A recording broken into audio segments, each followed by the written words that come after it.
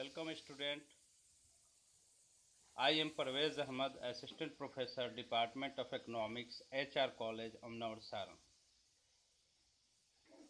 Today I am going to discuss topic from the paper Public Finance, and name of the topic is Gifts and Grants as a non-tax sources of revenue of the Government of India.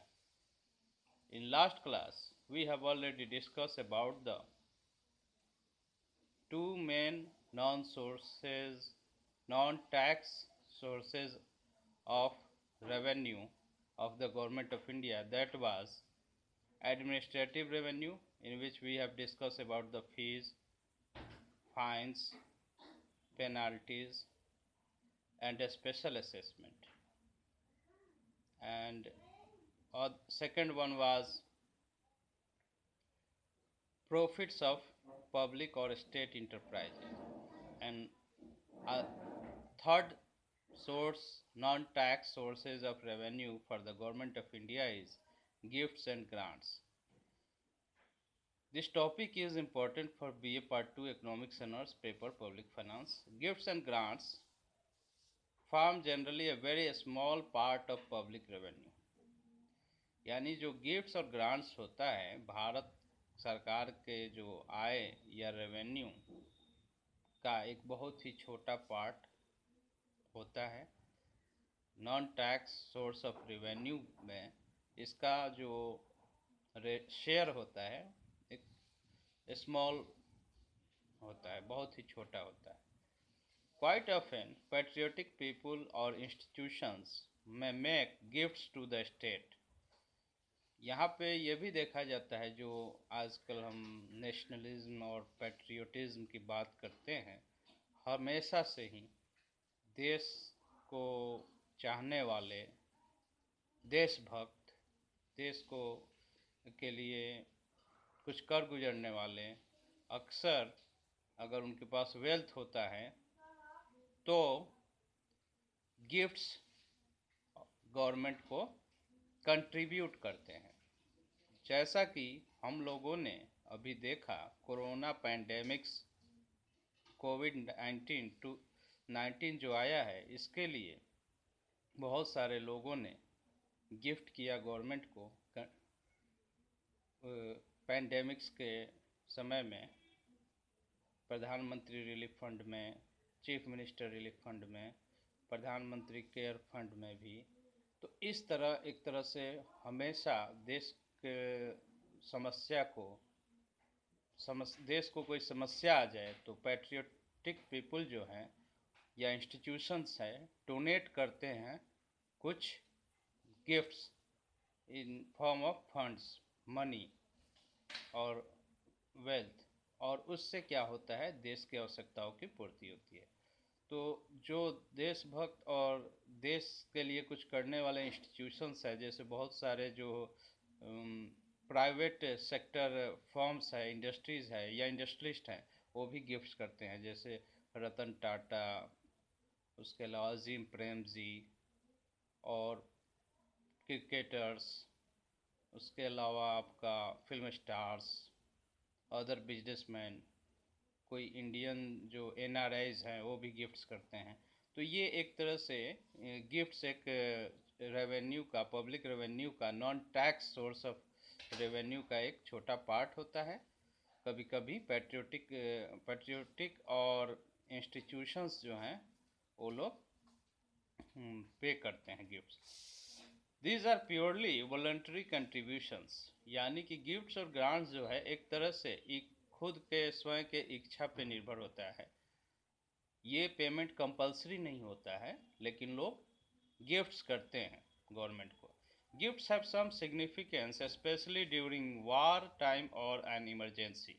जैसा कि हम लोगों ने बात किया, कोविड-19 के वजह से इस पेंडेमिक के समय में हर देश का हर नागरिक अपने स्तर से एक दूसरे को गिफ्ट किया, गवर्नमेंट को भी गिफ्ट किया, गवर्नमेंट ने पब्लिक को गिफ्ट किया, ग्रांट्स दिया। इस तरह कहा जाएगा कि वार और कोई नेशनल इमरजेंसी हो देश में या कोई भी इमरजेंसी, उस समय लोग गिफ्ट्स और ग्रांट्स देते हैं।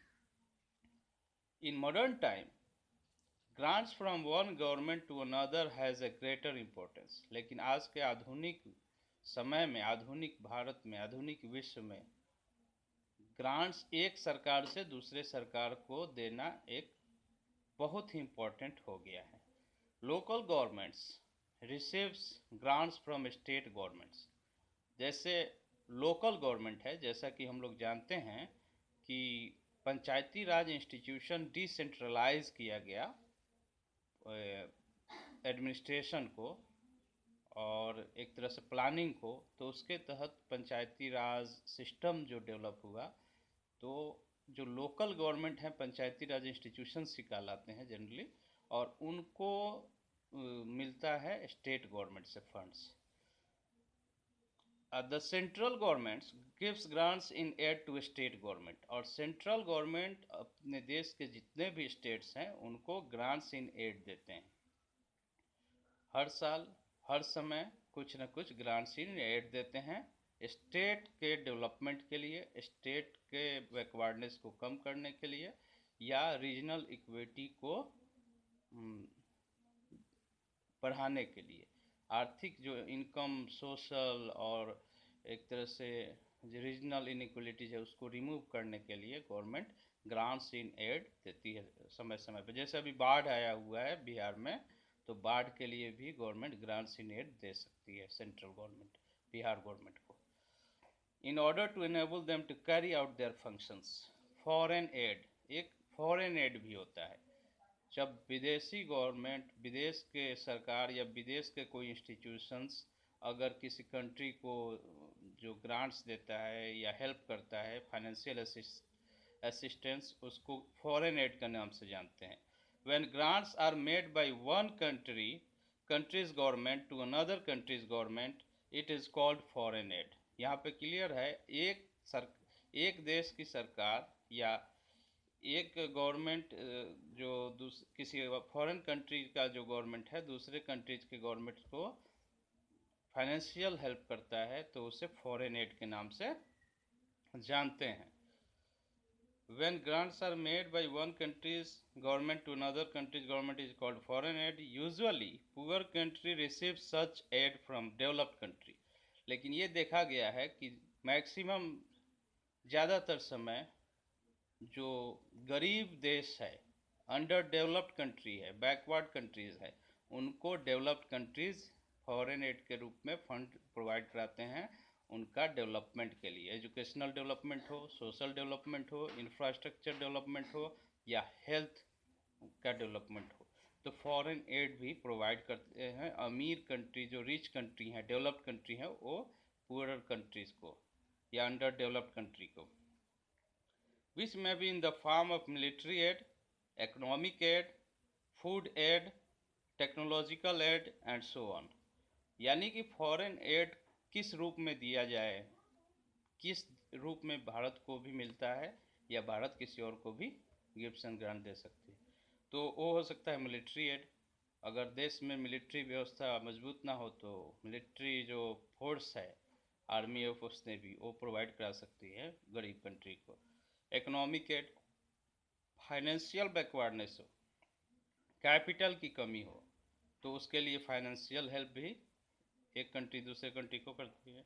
फूड एड, जिस देश में हंगर ज़्यादा हो, भूखे लोग ज़्यादा हों, पुअर लोग ज़्यादा हों और गरीबी से भूखमरी बहुत अधिक हो, तो उस स्थिति में फूड एड भी अदर कंट्रीज़, डेवलप्ड कंट्रीज़ या यूनाइटेड नेशन डेवलपमेंट प्रोग्राम के तहत भी मिलता है।